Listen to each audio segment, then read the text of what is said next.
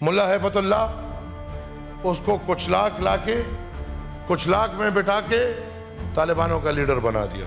ملا منصور جو ملا عمر کا نمبر 2 تھا وہ Pakistani passport holder. Haqqani network اس کو ہم نے وزیرستان میں لا کے ادھر سیٹل کر دیا۔ انہی افغانوں کے نام پہ ہم نے ٹریننگ کیمپس بنائے۔ ہم نے ٹریننگ کیمپس میں مجاہدین کو ٹرین کیا۔ جو خونخوار فورس کولڈ وار میں استعمال ہوا، افغانستان کی تباہی میں استعمال ہوا، سر ہم نے افغانوں کو ویلکم کیا، ہار پہنائے، دروازے کھولے کہ آؤ۔ ہم نے تب بھی اس کی مخالفت کی۔ انہی افغانوں کے نام پہ ہم نے ٹریننگ کیمپس بنائے۔ ہم نے ٹریننگ کیمپس میں مجاہدین کو ٹرین کیا۔ کرنل امام کی کتاب اب سامنے پڑی ہے۔ سر ہم نے اسٹریٹجک ڈیپتھ بنا لیا اور ہم نے خونخوار فورس بنا لیا۔ جو خونخوار فورس کولڈ وار میں استعمال ہوا، افغانستان کی تباہی میں استعمال ہوا، امریکہ کے لیے استعمال ہوا، اور سر جو باقی ہے تاریخ ہم سب کے سامنے ہے۔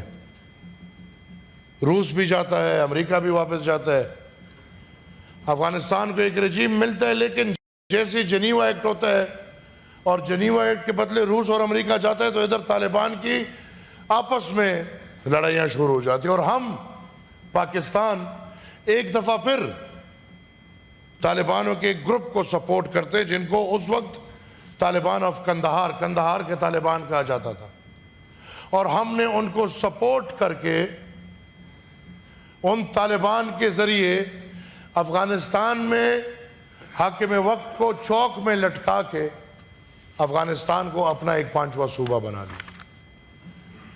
سر 1988 سے لے کے 9/11 تک بدقسمتی سے پاکستان امریکہ کے پیٹرو ڈالرز کے ذریعے طالبانائزیشن کو پروموٹ کرتا رہا۔ ہم پختون قوم کی بدقسمتی دیکھیں، جو بھی جرنیل آیا، جو بھی سیاسی لیڈر آیا، پختونوں کے لیے پالیسی ایک رہی۔ معذرت کے ساتھ 88 میں، 90 میں، 93 میں، 97 میں میاں نواز شریف صاحب باقاعدہ طالبانائزیشن کو اور طالبانوں کو پروموٹ کرتے رہے۔ اس وقت کی پیپلز پارٹی، ہمیں ابھی بھی یاد ہے بابر صاحب انٹیریئر منسٹر تھے، اور آن ریکارڈ بابر صاحب نے کہا کہ یہ ہمارے بچے ہیں۔ کون ان کے بچے ہیں؟ جو پختونوں کا خون چوس رہے ہیں۔ مشرف صاحب آئے، مشرف صاحب نے ان پیٹرو ڈالرز میں زیادتی کی اور امریکہ کے ذریعے اور ڈالرز لے کے ادھر طالبانوں کو اتنا پروموٹ کیا۔ سر 9/11 ہوتا ہے، 9/11 میں امریکہ حملہ کرتا ہے افغانستان پہ۔ ہم کیا کرتے ہیں؟ ہم اپنے دروازے کھول دیتے ہیں۔ کن کے لیے؟ ان طالبان کے لیے۔ یہ آن ریکارڈ ہے۔ ملا منصور جو ملا عمر کا نمبر 2 تھا وہ پاکستانی پاسپورٹ ہولڈر تھا۔ میرے بلوچستان آپ الحمدللہ موجود ہے۔ ملا ہیبت اللہ اس کو کچھ لاکھ میں بٹھا کے طالبانوں کا لیڈر بنا دیا۔ حقانی نیٹ ورک اس کو ہم نے وزیرستان میں لا کے ادھر سیٹل کر دیا۔ باقاعدہ ملا فضل اللہ کو سوات میں FM چینل ملتا ہے، جو اس چینل پہ اپنی تشریح کرتا ہے، اور بیت اللہ مسعود 2007 میں TTP کا اعلان کرتا ہے، اور وہ ان سب کو اکٹھا کر کے TTP کا اعلان کر کے اس وقت ڈماڈولا انسیڈنٹ ہوتا ہے. جب ڈماڈولا انسیڈنٹ ہو جاتا ہے اور پہلا ڈرون سٹرائک ڈائریکٹ امریکہ سے پاکستان پہ ہوتا ہے تو اس کے بعد ہماری پالیسی بدلتی ہے, ہماری بھی بدلتی ہے اور طالبان کی بھی بدلتی ہے. تب تک ہم الائز تھے, لیکن ڈماڈولا انسیڈنٹ کے بعد طالبان حملہ آور ہوتے ہیں پاکستان پہ, اور پھر ہم پہلا آپریشن کرتے ہیں جو ادھر لال مسجد آپریشن ہوا, وہ ہم سب کے سامنے ہے. اور سر اس وقت پھر عوامی نیشنل پارٹی کی حکومت آتی ہے, وفاق میں پاکستان پیپلز پارٹی تھی, اور 5 سال بدترین, تاریخ کے بدترین, میں اس طرح کہوں گا کہ اس وقت ہم بالکل جنگی حالات میں تھے. عوامی نیشنل پارٹی فرنٹ فٹ پہ قوم کا مقدمہ, اپنے لوگوں کا مقدمہ لڑتے ہوئے طالبانوں کے سامنے ہم نے اس دھرتی کے لیے ہزاروں جانوں کی قربانیاں دی. بڑی مشکل سے سر 2008 تک اتنا کام ہوا تھا قوم پہ کہ بڑی مشکل سے وہ ساری قوم طالب کے پاس کھڑی تھی. آج بھی میں یہ کہتا ہوں سر, سوری ٹو سے, آج بھی میں یہ کہتا ہوں ہر ادارہ پرو طالب سے بھرا ہوا ہے. دفاعی ادارے میں طالب کے حامی ہیں, سیاستدانوں میں طالب کے حامی ہیں, ہر ادارے میں آپ نے 50 سال میں اس طالبانائزیشن پہ اتنا کام کر لیا ہے. 2013 میں سر جب ایک ماحول بنتا ہے اور قوم طالب کے اور اس دہشت گرد کے خلاف کھڑی ہوتی ہے تو یہ ریاست کیا کرتی ہے, یہ طالب کی مرضی سے حکومتیں لے کر آتی ہے. آن ریکارڈ ہے, مسعود صاحب, بیت اللہ مسعود تھا کہ اس کا بیٹا کے باپ, وہ وزیرستان سے اعلان کرتا ہے کہ مجھے پاکستان مسلم لیگ نون, جماعت اسلامی اور پاکستان تحریک انصاف قابل قبول ہے. اور ہم دیکھتے ہیں کہ 2013 میں وفاق میں پاکستان مسلم لیگ نون کی حکومت آتی ہے اور صوبے میں پی ٹی آئی اور جماعت اسلامی کی حکومت آتی ہے. اور پھر پی ٹی آئی کلم کلا طالبانوں کے سپورٹ کا اعلان کرتی ہے, ان کے لیے دفاتر کا ڈیمانڈ کرتی ہے, ان کو مین سٹریم کرنے کے لیے بات کرتی ہے, بلکہ ان کو پورا کلم کلا سپورٹ دیتی ہے. اور پھر سر جب عمران کی حکومت آتی ہے وفاق میں, یہ وزیر اعظم بنتا ہے, تو پھر ان طالبان کو پھر کھلا سپورٹ دیا جاتا ہے. سر میں 2 منٹ لوں گا, زیادہ نہیں, بس میری بہت سنجیدی بات ہے سر, بہت.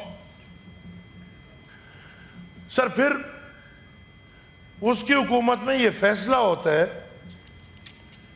اور یہ بھی ہم نظر میں رکھیں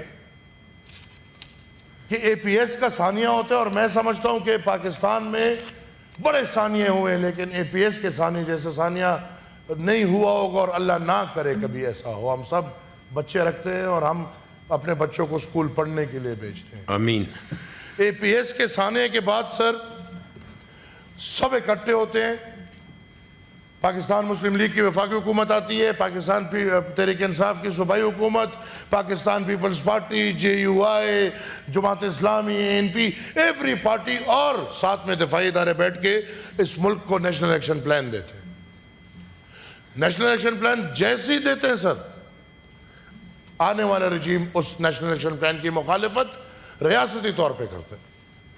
نیشنل ایکشن پلان میں بالکل کھلا لکھا ہے کہ سہولتکار کے خلاف کارروائی ہونی چاہیے اور سخت سے سخت کارروائی ہونی چاہیے. ادھر سر ایک بیچارہ پختون جس کو یہ پتہ بھی نہیں کہ میرے گھر میں رات گزارنے والا جو بندہ تھا وہ طالب تھا, وہ دہشت گرد تھا, وہ ادھر آ کے رات گزار کے جب نکلتا ہے, ریاست جو اس کا حشر نشر کرتا ہے اللہ معافی دے.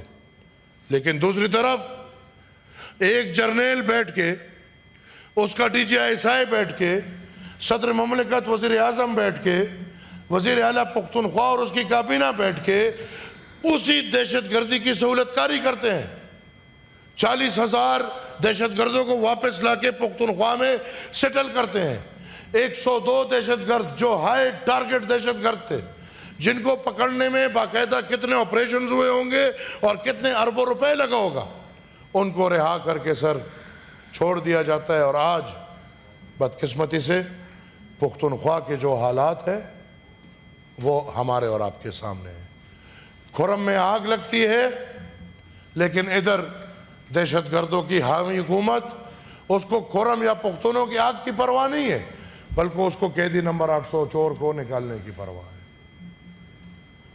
سر جی سر میں 1 منٹ لوں گا. جی بس یہ ایک منٹ میں ختم. چونکہ ان کے اوپر بات آ رہی ہے تو خیر ہے, ٹائم کی فکر ہو گئی ہے. سر میں وائنڈ اپ یہ کروں گا کہ بدقسمتی سے باقی ممبران نے بھی تو بات کر پختون کے لیے, پختونخوا کے لیے جو بھی ہو, نواز شریف صاحب ہو, شہباز شریف صاحب کا ریکارڈ پہ سٹیٹمنٹ پڑھے جب یہ وزیر اعلیٰ پنجاب تھے کہ طالبان پنجاب نہ آئے, باقی خیر ہے جو کرنے ہیں وہ کر لیں. سر میں پختون کاز لڑ رہا ہوں, یہ میرا بھی مسئلہ ہے, یہ ذیشان خانزادہ کا بھی مسئلہ ہے. جب آگ لگے گی مردان میں تو وہ یہ نہیں دیکھے گا کہ ذیشان خانزادہ عمران خان کا سپاہی ہے تو یہ آگ اس سے دور رہے گی. جب آگ لگے گی سوات میں تو وہ یہ نہیں دیکھے گا کہ یہ بندہ مسلمان نہیں ہے, اس کو تو یہ آگ سے دور رکھو. نہیں, اس آگ میں آپ اور ہم سب ساتھ جلیں گے. سر میں بدقسمتی سے یہ سمجھتا ہوں کہ یہ جو میجر کاز ہے اس میں جو بھی ہو ہمارے لیے نظریہ ایک رکھتے ہیں.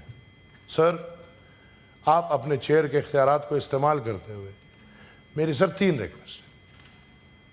ایک, جب اعلان یہ بول دیا جاتا ہے کہ ہم سے غلطیاں ہوئی ہیں تو اس پہ کافی نہیں ہے. آپ کی وہ غلطیاں ہمارے قوم کو لے ڈوبی ہے, آپ کی وہ غلطیاں ہمارے قوم کو معذور کر گئی ہیں.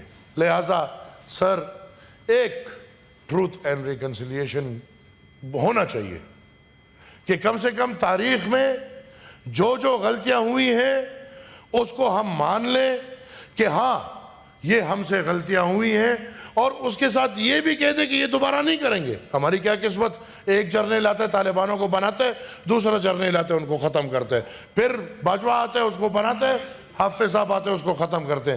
سر ایک بس آخری صرف آخری سر میں یہ ریکویسٹ کروں گا کہ یہ جو دہشت گردی میں سر جو پختونوں کا نقصان ہوا ہے اس کے ازالے کے لیے کوئی راستہ بنایا جائے. 25 آئینی ترمیم جو آپ لوگوں نے جشن سے کامیاب کی تھی اور پھر آپ ان 7 اضلاع کو بھول گئے, ان کا ریہیبلیٹیشن بہت ضروری ہے. اور سر اب ضرورت ہے پاکستان کے ہر بندے کو کہ یہ نظریاتی طور پہ دہشت گردی کے خلاف ہو جائے, اور میں یہ فرنٹ رول پہ آ کے کہتا ہوں کہ پورے پاکستان کو دہشت گردی کے خلاف ایک ہی بیانیہ بنا کے اس کا خاتمہ کرنا چاہیے. Thank you sir.